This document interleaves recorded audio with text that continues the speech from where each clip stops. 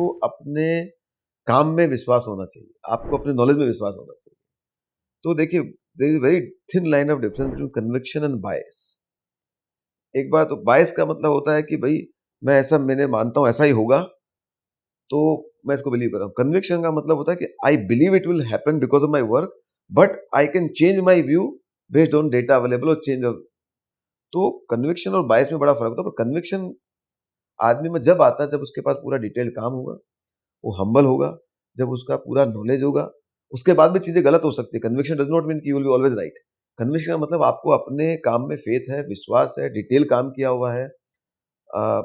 और वो जब होता है ना तो आपको पता चल जाता है। और ये भी आपको पता होगा कि जब कुछ गलत हो रहा है तो मेरे को कब मेरा व्यू बदलना है, वो भी आपको पता होगा। क्योंकि जो आपने कन्विक्शन के बेसिस पे कॉल लिया है वो एक लिमिटेड इन्फॉर्मेशन के बेस पे लिया होता है। वो इन्फॉर्मेशन चेंज भी हो सकती है, वो सिचुएशन भी चेंज हो सकती है, एनवायरनमेंट भी चेंज हो सकता है। तो अगर आपको पता है कि एनवायरनमेंट चेंज हो गया तो आप फट से अपने कन्विक्शन को भी चेंज कर लोगे कि भैया ये अभी।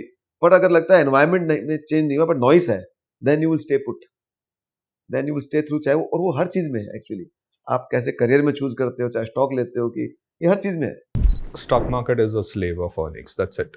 I mean, over a long period of time, there will be many events which will occur, but it is fundamentally a discounted cash flow of future earnings, and you're making that calculation.